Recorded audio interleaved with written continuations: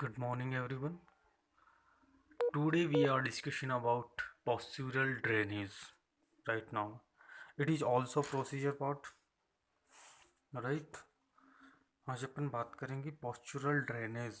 तो उसके नाम से ही पता चल रहा है अपने को कि पोस्चुरल ड्रेनेज से ड्रेनेज का मतलब क्या है कि जो पोस्चुरल का मतलब विभिन्न विभिन्न या फिर डिफरेंट डिफरेंट, वो भी कैसी स्पेसिफिक पोजीशन पेशेंट को प्रोवाइड करवा के जो उसके लंग्स में फ्लूइड कलेक्टेड है, सिक्रेशन कलेक्टेड है, उसको एक्सपेल आउट करना। जैसे जो थिक स्पूटम या फिर जो सिक्रेशन पेशेंट के चेस्ट में, चेस्ट की विभिन्न लोब में, चेस्ट की विभिन्न सेगमेंट में कलेक्टेड है, पेशेंट इसको आसानी से एक्सपेल आउट नहीं कर पाता, निकाल पाता। तो अपन क्या करते हैं कि चेस्ट पे वाइब्रेशन करके, चेस्ट वाइब्रेशन करके, चेस्ट पर परकशन करके उस जो थिक सिक्रेशन है उसको लूज करते हैं और पेशेंट को different different specific position provide करवा के। जैसे इस पोजीशन कौन सी किस टाइप की होगी, ट्रेंडलेन बर्न पोजीशन होगी। तो उससे होगा क्या, जो सिक्रेशन है उसको अपन परकशन और वाइब्रेशन की सहायता से क्या कर दिया, उसको लूज कर दिया, पतला कर दिया। जो गाढ़ा जमा हुआ था उसको क्या कर दिया अपन ने, पतला कर दिया, लूज कर दिया। और फिर अपन टेंडरन बर्न टाइप की पोजीशन दे के पेशेंट को, जो पेशेंट के जो लंग्स की जो डिफरेंट डिफरेंट सेगमेंट हैं लोब में जिसमें स्पुटम कलेक्ट है, वो ग्रेविटी की सहायता से कहाँ तक आ जाएगा, ब्रोंक्योल्स तक, ट्रेकिया तक, और एंड लास्ट में कहाँ तक, माउथ तक।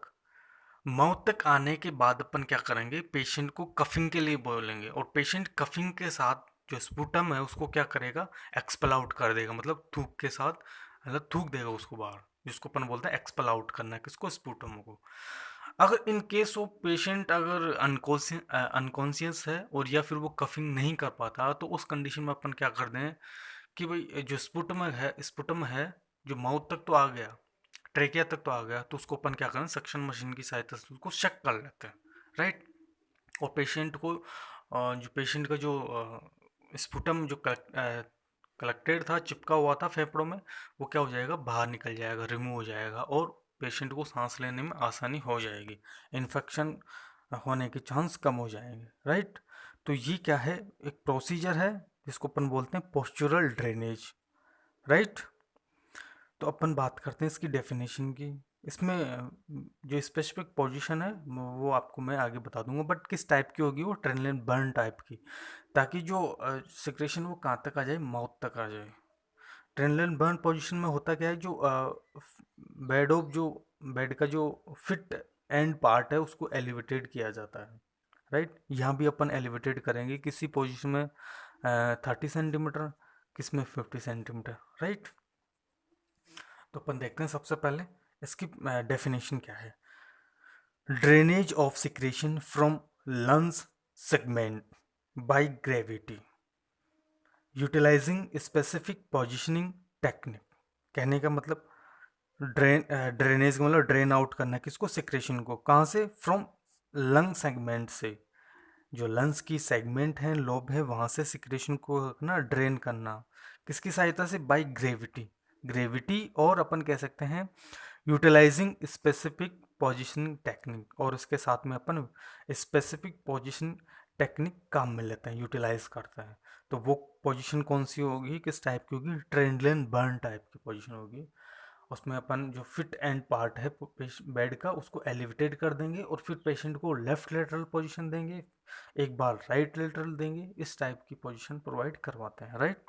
तो इसकी डेफिनेशन समझ में आई, जो कलेक्शन है, सिक्रेशन है, उसको लंग से ड्रेन आउट करना किसकी सहायता से, ग्रेविटी। ग्रेविटी कैसे, जैसे अपन ट्रेनलन बर्न पोजीशन देंगे तो ग्रेविटी किस तरफ आ जाएगी, माउथ की तरफ आ जाएगी, उसके साथ साथ में सिक्रेशन भी आ जाएगा। तो इसमें अपन कौन सी पोजीशन यूटिलाइज करते हैं, स्पेसिफिक पोजीशन टेक्निक काम में लेते हैं। राइट। इससे होगा क्या, इसका पर्पज का मतलब, इससे इस जो पोस्चुरल ड्रेनेज है इससे होगा क्या, to drain lung secretion before and after surgery. Surgery से पहले और सर्जरी के बाद में जो लंग्स में सिक्रेशन है उसको ड्रेन आउट करना। ड्रेन आउट का मतलब एक्सपेल आउट करना, एक्सपेल आउट का मतलब रिमूव करना, बाहर निकाल देना। राइट। सेकंड इसका पर्पज क्या होगा, to aid for easy breathing in bronchial और लोबुलर निमोनियाई लंग एब्सेस। यानी कि अपन क्या करेंगे, इजी ब्रीथिंग किस केस में, जैसे ब्रोंकियल हो सकता है, लोबुलर निमोनिया, निमोनिया के पेश में क्या होगा, वो सिक्रेशन ऑफ फ्लूइड कहाँ कलेक्टेड होगा, एलुलाई में, तो उसको अपन बाहर कर देंगे। लंग एब्सेंस में भी सेम, पस का कलेक्शन होना, तो उस कंडीशन में पस को, फ्लूइड को, सिक्रेशन को अपन बाहर निकाल देंगे तो पेशेंट इजी ब्रीथिंग कर पाएगा, राइट। थर्ड है to treat patient with bronchiectasis, bronchial bronchitis and cystic fibrosis. ये जो कंडीशन है इसमें भी जो इन्फेक्शन की वजह से क्या हो जाता है, एक तो डायमीटर कम हो जाता है और उसके साथ साथ में फ्लूइड का कलेक्शन हो जाता है। तो ऐसे पेशेंटों में उस सिक्रेशन को ड्रेन आउट करने के लिए अपन क्या करते हैं, पोस्चुरल ड्रेनेज की सहायता लेते हैं, राइट। तो उससे क्या होगा, इनका ट्रीटमेंट भी हो जाएगा। ट्रीटमेंट कैसे, जैसे इन्फेक्शन फ्लूइड है वहाँ पे कलेक्टेड है लंग्स में, तो वो ड्रेन आउट हो जाएगा, तो ट्रीटमेंट हो जाएगा किसका, पेशेंट का, राइट। एक सपोर्टिव टेक्निक है ये। फोर्थ पॉइंट की बात करें, to assess patient who are unable to cough and bring out sputum via unconscious patient, quadriplegia patient.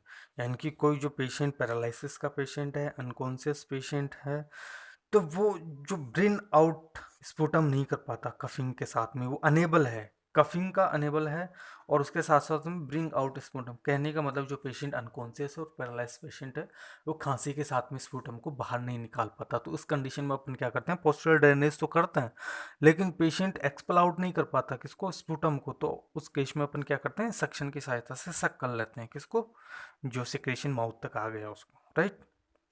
अब इस प्रोसीजर में अपने को कुछ इक्विपमेंट आर्टिकल्स की सहायता मतलब लेनी पड़ती है। वो कौन कौन से हैं, जैसे पिलो 3 to 4, 3 से 4 पिलो अपने को चाहिए, क्योंकि पोजीशन अपने को प्रोवाइड करवानी है पेशेंट को, राइट। स्पुटम कप चाहिए, जिसमें पेशेंट स्पुटम एक्सपेल आउट करेगा सिक्रेशन को, या थूकेगा, तो उसके लिए वो क्या चाहिएगा, स्पुटम कफ चाहिएगा। टिश्यू पेपर माउथ को वॉश करने के लिए, माउथ को व्रिप आउट करने के लिए, साफ करने के लिए। स्पुटम मेजरमेंट ग्लास, अपने को मेजरमेंट करना है कि कितना स्पुटम पेशेंट एक टाइम में एक्सपेल आउट किया है, तो उसका मेजरमेंट होना चाहिए। कुछ जनरल इंस्ट्रक्शन की बात करें तो ये है कि पोस्चुरल ड्रेनेज है पेशेंट के लिए, एम्प्टी स्टमक में होना चाहिए, कहने का मतलब बिफोर मील, खाना खाने से पहले, और वो भी स्टोमक खाली होना चाहिए पेट उसका।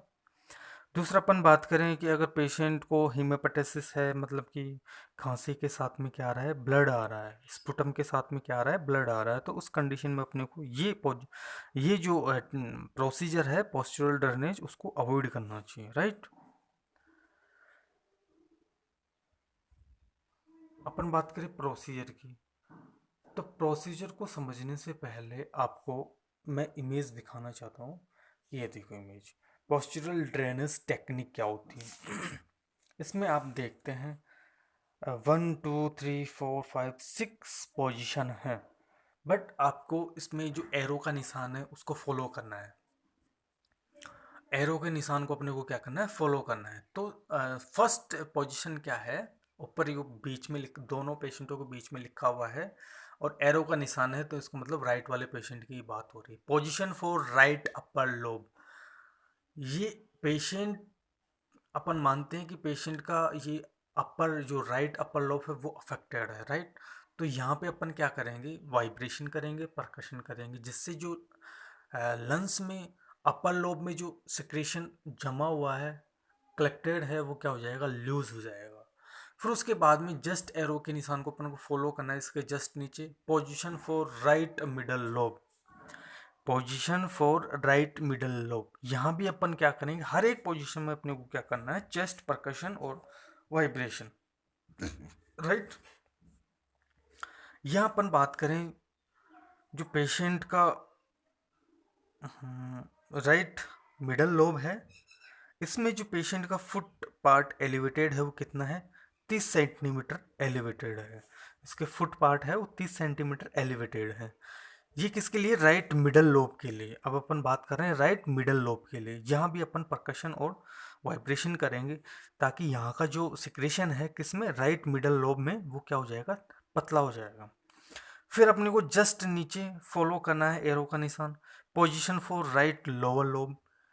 इसमें अपन बात करें तो पेशेंट का जो फुट एंड पार्ट है वो 50 सेंटीमीटर एलिवेटेड है, किसकी मुकाबला में, हेड की मुकाबला में। यानी कि हेड इसका लोअर है और फुट पार्ट क्या है, एलिवेटेड है, कितना, 50 सेंटीमीटर। ये किसके लिए, position for right lower lobe के लिए। तो यहाँ भी अपन क्या करेंगे, चेस्ट परकशन एंड वाइब्रेशन करेंगे, जिससे जो राइट लोअर लोब में जो स्पुटम है वो जमा हुआ है वो क्या हो जाएगा, पतला हो जाएगा, थिन हो जाएगा। जो थिक है, थिक से क्या हो जाएगा, थिन हो जाएगा, राइट। फिर उसके बाद में अपन देखते हैं position for left lower lobe. इसमें वही 50 सेंटीमीटर एलिवेटेड है लैग्स। ये किसके लिए, लेफ्ट लोअर लोब। इस जस्ट इसके ऊपर अपन एरो के निशान को फॉलो करते हैं, तो ये किसके लिए, position for inferior segment of left upper lobe. ये किस पे आ गया अब, लेफ्ट अपर लोब। यहाँ के सिक्रेशन को अपने को क्या करना है, लूज करना है। फिर अपन लास्ट में जो 6 नंबर की जो पोजीशन है लास्ट में, इसमें पेशेंट सिटिंग पोजीशन में है। यहाँ पेशेंट कर क्या रहा है, यहाँ पेशेंट क्या कर रहा है कि पेशेंट का लास्ट लेफ्ट अपर लोब आ गया। यहाँ पेशेंट क्या करेगा, जो स्पुटम उसके माउथ तक आ गया उसको क्या कर देगा, एक्सपेल आउट कर देगा, थूक, मतलब खांसी के साथ में थूक देगा, उसको बाहर निकाल देगा, राइट। तो ये डिफरेंट डिफरेंट पोजीशन प्रोवाइड करवा के अपन चेस्ट परकशन और चेस्ट वाइब्रेशन की सहायता से जो कलेक्टेड गाढ़ा सिक्रेशन है उसको अपन क्या कर देते हैं, पतला। और वो ग्रेविटी की सहायता से कहाँ तक आ जाता है लास्ट में, आप देखेंगे जो 5 पॉइंट की जो पोजीशन है, position for inferior segment of left upper lobe. यहाँ अपन देखेंगे जो पेशेंट का जो सारी जो जो टोटल लॉब्स थी लंग्स की, वहाँ से सिक्रेशन थिन होके कहाँ तक आ गया, माउथ तक आ गया। फिर पेशेंट सिटिंग पोजीशन में आके एक्सपेल आउट कर देता है किसको, स्पुटम को, राइट। ये क्या है, डिफरेंट डिफरेंट टाइप की क्या है, स्पेसिफिक पोजीशन है, जिस पे अपन क्या करते हैं, ग्रेविटी की सहायता से स्पुटम कहाँ जाता है, माउथ तक आ जाता है, और पेशेंट उसको क्या कर देता है, स्पिल आउट कर देता है, कफिंग आउट कर देता है। या फिर पेशेंट पैरालिसिस है, अनकॉन्शियस है, तो उस केस में अपन क्या करते हैं, सक्शन मशीन की सहायता से सक आउट कर लेते हैं। और एक बात और ध्यान रखनी योग्य है, कौन सी, हम्म,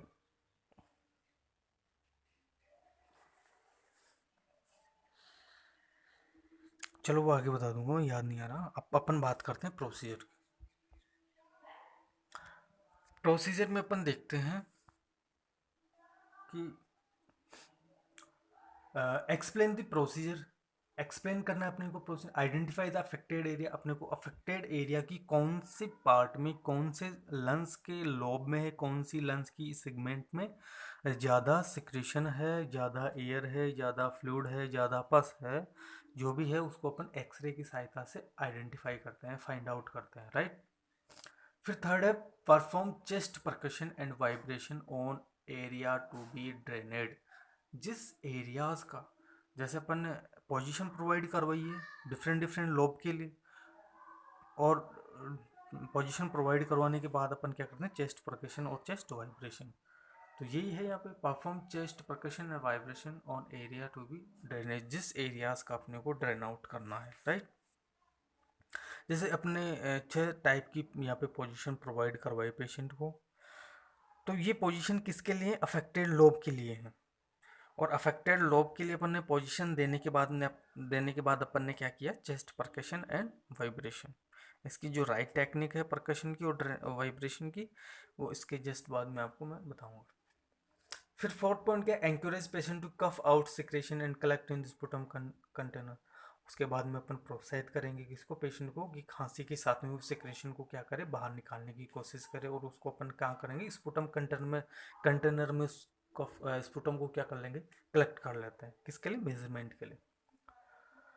फिर 5 पॉइंट है, मेजरमेंट के अलावा अपन इंस्पेक्शन भी करेंगे, जो सिक्रेशन बाहर निकाल रहा है उसमें पस है, इन्फेक्शन है, बैक्टीरियल इन्फेक्शन है, वायरल इन्फेक्शन है, पस भी है, ब्लड भी है, उसका अमाउंट कितना है वो भी अपन क्या करेंगे, ऑब्जर्वेशन करेंगे, राइट।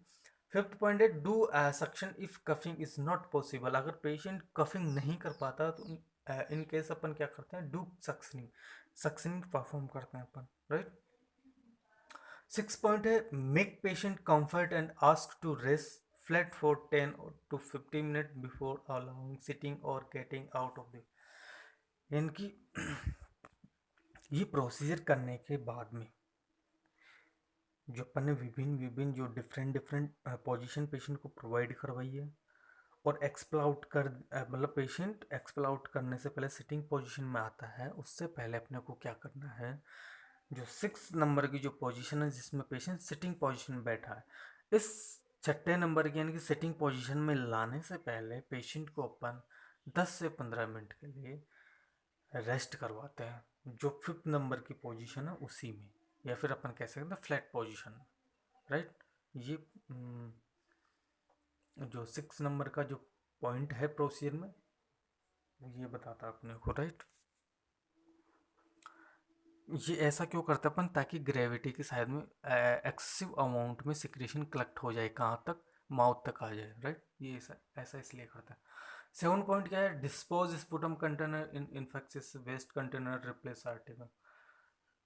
जो स्पुटम कंटेनर है वो इन्फेक्टेड हो गया, उसको अपन क्या करते हैं, डिस्पोज कर देते हैं, और जो आर्टिकल कंटामिनेटेड हो गए हैं उनको अपन क्या करते हैं, रिप्लेस कर देते हैं, राइट।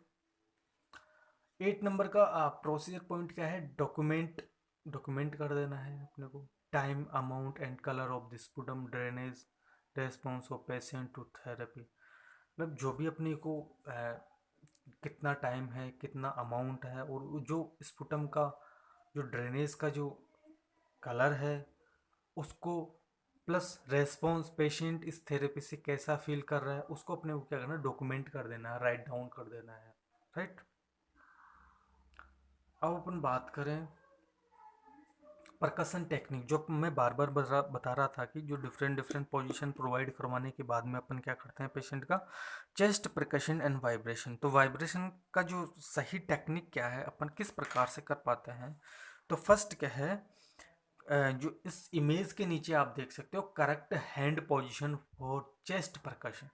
परकशन के टाइम पे अपने को हैंड को इस टाइप में रख के फिर चेस्ट परकशन करना। वाइब्रेशन के लिए अपन बी पॉइंट देखते हैं, correct hand position for vibration. Vibration करेंगे तब अपन पेशेंट को हैंड को इस पोजीशन में अपन रखते हैं। तो इस टाइप से ये क्या है, करेक्ट पोजीशन है किसके लिए, चेस्ट परकशन के लिए और वाइब्रेशन के लिए, राइट। ये आपकी टेक्निक हो गई कंप्लीट। जो मैं बता रहा था आपको पॉइंट, वो याद नहीं आ रहा था, वो यही था कि ये प्रोसीजर कंप्लीट होने के बाद में पेशेंट को अपन 10 से 15 मिनट रेस्ट करवाते हैं उसी पोजीशन में, ताकि ग्रेविटी की सहायता से मोर कलेक्ट हो सके, कहाँ तक, ट्रैकिया तक, माउथ तक, और उसको एक्सपेल आउट करने में आसानी रहे, राइट। Thank you.